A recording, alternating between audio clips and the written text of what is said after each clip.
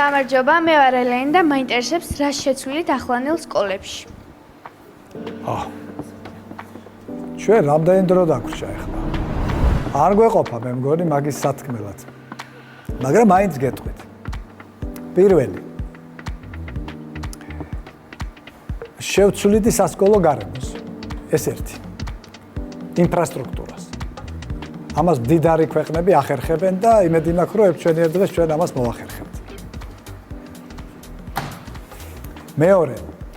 მე თავისუფლებას მივცემდი სკოლებს, რომ ეცხოვრათ დამოუკიდებლად. იმიტომ რომ არ შეიძლება ცენტრალურმა ხელისუფლებამ იცოდეს მხოლოდ რა უნდა გააკეთოს რომელიმე პატარა ქალაქის სკოლა, მან თუნდაც დიდი ქალაქის. მესამე.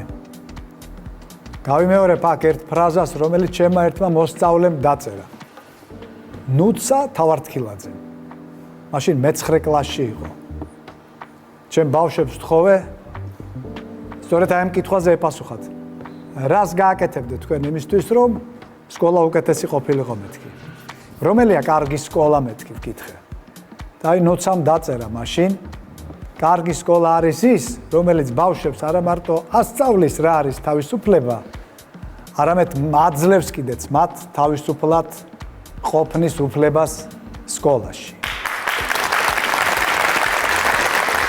კიდევ ერთი რამ, თუ კიდევ რამდენიმე.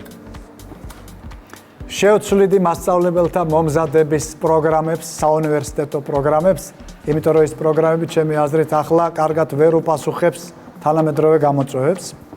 ძალიან მნიშვნელოვანი ამბავია ის, რომ სახელმწიფოებრივად შევეცდებოდი გამეჩინა მოტივაცია ბავშვებში, რომ მათ მიეღოთ განათლება. ეს მოტივაცია ახლა გაცილებით უფრო მაღალია ჩემი შეფასებით, ვიდრე იყო 20 და 30 წლის წინ, გაცილებით უფრო მაღალია, მაგრამ ის საკმარისად მაღალი არ არის იმისთვის, რომ მთელმა საქართველოს ეს იგრძნოს არა მარტო პროცესით, არამედ შედეგებითაც. ამიტომ მე ყველაფერს გავაკეთებდი იმისთვის, რომ ჩვენმა სახელმწიფომ აჩვენოს თავის საზოგადოებას, თავის მომავალთაობას, თავის ბავშვებს, რომ ყველაზე მეტად ჩვენს ქვეყანაში დაფასებული უნდა იყოს განათლებული ადამიანის ცხოვრების წესი და განათლება და კეთილდღეობა ერთმანეთს უშუალოდ და პირდაპირ უნდა დაუკავშიროს.